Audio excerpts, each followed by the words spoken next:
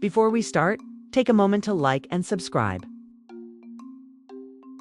Imagine the world covered in ice, with giant, furry animals roaming everywhere. If you think the Ice Age was just one big frozen hardship, think again. Our ancient human ancestors weren't just hunkering down, they were feasting. They were the ultimate survival chefs, turning every part of their frigid environment into an amazing source of energy.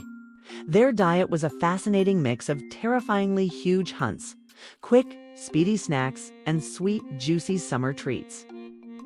They understood that surviving meant getting maximum calories for minimum effort, and they had a food strategy for every season. Let's take a deep dive into the prehistoric pantry and see what was on the dinner plate of an Ice Age person. The woolly mammoth was the biggest prize of all, the equivalent of winning the prehistoric lottery.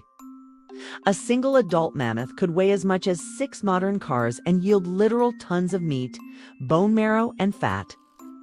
Hunters usually focused on the weaker, older, or younger members of the herd, or even better, found one that had fallen into a deep river crossing or a muddy pit. Hunting required grand strategy.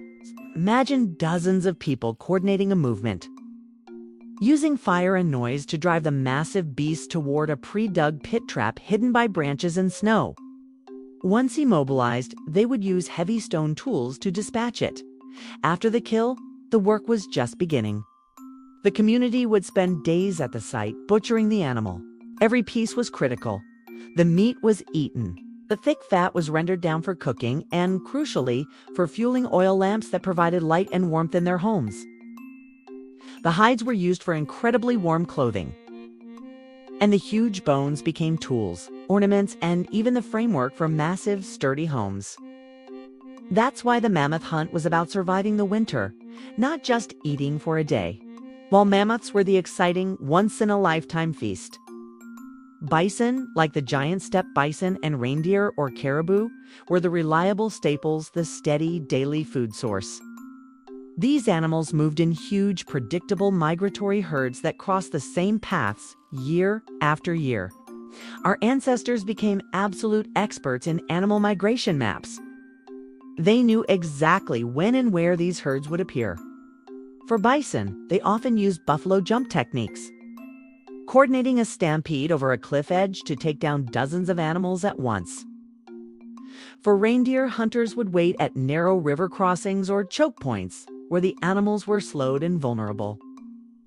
It was an industrialized form of hunting, allowing a community to harvest enough food to dry or freeze for long-term storage. Besides the muscle meat, the organ meats like liver and heart were highly valued because they were packed with vitamins. Even the blood was collected and consumed, providing critical salts and minerals.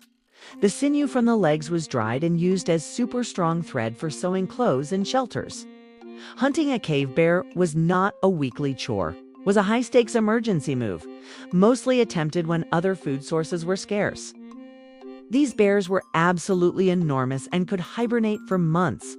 Why risk such a terrifying fight? It's because of the fat. Bear fat is incredibly dense and nutritious. In the cold, fat is the single most important element of the diet because it contains twice the calories of protein or carbohydrates, and it helps the body produce heat.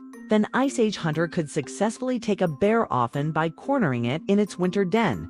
The entire family would be grateful for the prize. This massive source of protein and high-calorie fat acted as a deep energy reserve, allowing the people to survive lean times when the herds had moved on. They also respected these beasts, and evidence suggests that some bear skulls were treated as spiritual objects after the hunt. It's tempting to think Ice Age people only ate giant animals, but that's like saying modern people only eat Thanksgiving turkey. They were constantly looking for smaller, faster meals that were much easier to catch and required less energy and fewer hunters. This was their insurance policy against starvation. When the huge bison herd suddenly changed direction, you didn't starve. You just changed your tactics. Rabbits and hares were everywhere, and they are quick to reproduce, making them a remarkably consistent food source. Our ancestors were absolute masters of low-tech trapping. They used clever, almost invisible snares and nets, woven from plant fibers or animal sinew, to catch dozens of these quick-moving targets. Unlike the mammoth hunt, which involved high risk and high reward, small game hunting provided a steady, low-calorie flow. While one rabbit isn't much, 10 or 20 rabbits feed a whole family for a day. They also targeted larger rodents like marmots or beaver, which provided not only meat but also valuable pelts for smaller pieces of clothing like gloves and hats.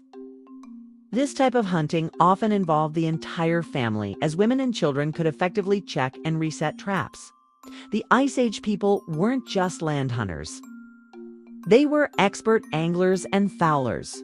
Fish were a critical seasonal food source. When the thick ice thawed from the rivers and lakes, fish like salmon would swim upstream to spawn in massive numbers. Hunters used early versions of fish spears tipped with bone or antler, and also built complex fish weirs, fens-like structures placed across shallow streams to funnel fish into traps. Fishing provided a high-quality, easily digestible protein packed with beneficial oils. Even in deep winter, there's evidence of ice fishing, where they'd chop holes in the thick ice and use simple bone hooks or lures to draw fish out. Similarly, they ate birds, gathering countless eggs in the spring and catching migratory fowl with nets or small throwing weapons.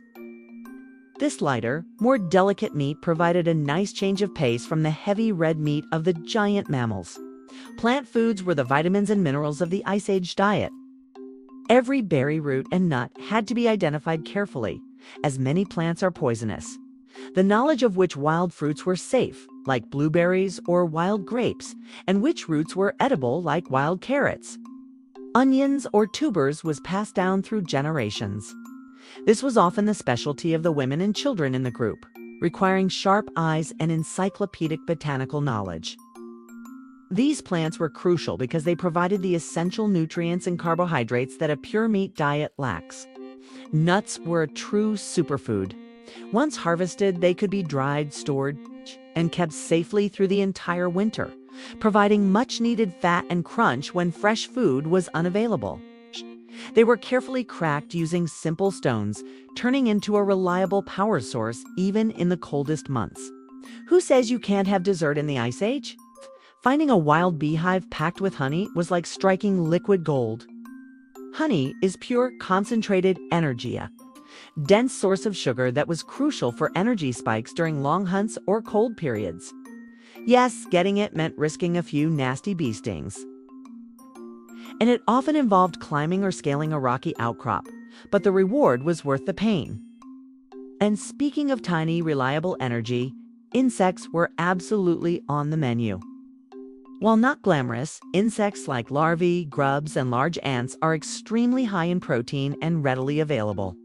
Think of them as tiny, crunchy, prehistoric protein bars that required no specialized hunting tools. Just a quick sweep of the hand and an open mind. This was a sustainable, low-effort food source that topped up the diet with necessary nutrients whenever other sources ran low. The Ice Age diet wasn't just about throwing spears at giant beasts. It was about intelligence, strategy, and variety. These hunter-gatherers utilized every single thing their environment offered. They were scientists who understood migration, botanists who knew every root and berry, and engineers who could build traps that netted thousands of calories.